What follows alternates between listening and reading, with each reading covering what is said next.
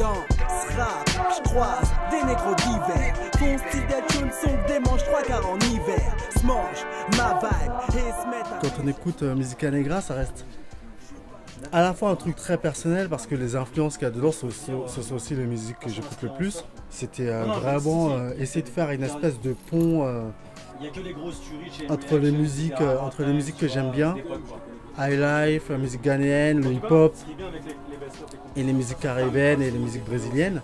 J'ai pris ces influences-là, mais ça reste quand même un clin d'œil pour dire oui, je me souviens que si ces musiques se sont créées, c'est parce qu'il y a une histoire derrière et que je fais partie de cette histoire. Je suis quand même voilà, mon père de la Martinique, ma mère de la Guadeloupe, nous sommes descendants d'Africains, esclavagisés par la suite.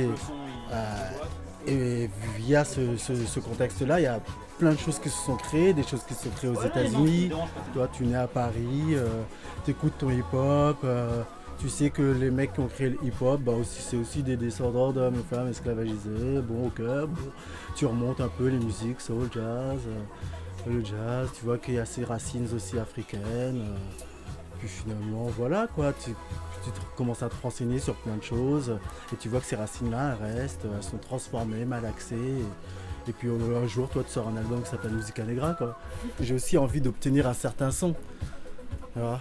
Donc c'est cool d'avoir en même temps ce clin d'œil là et de le faire de manière assez naturelle, tranquille, et puis essayer de créer son propre style. Ça me permet d'avoir aussi mon propre son, petit à petit, de forger un son à moi, ce qui est important en tant qu'artiste. Surtout, voilà, comme on disait, là tu es là sur SoundCloud, tu as 1 million de personnes, 1 million d'artistes, il y a beaucoup de talent et tout, mais c'est cool de pouvoir... dire écoutez, ok, je fais du hip-hop comme vous, mais moi je veux le proposer comme ça.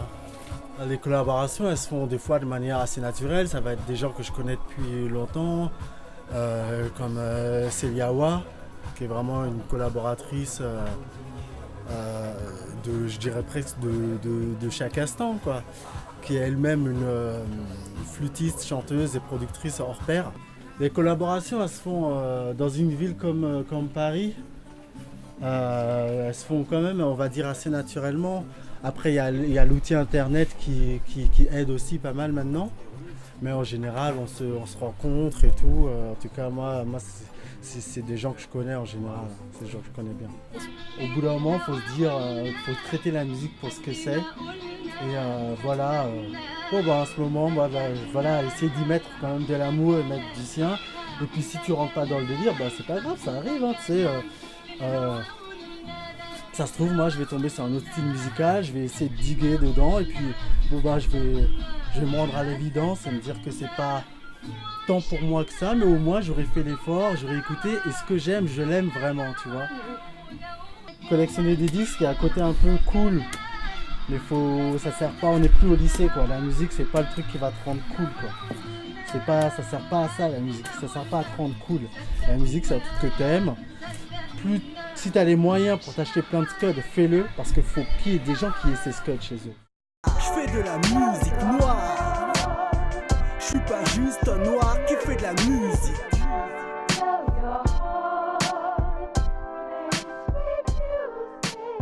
Je fais de la musique noire.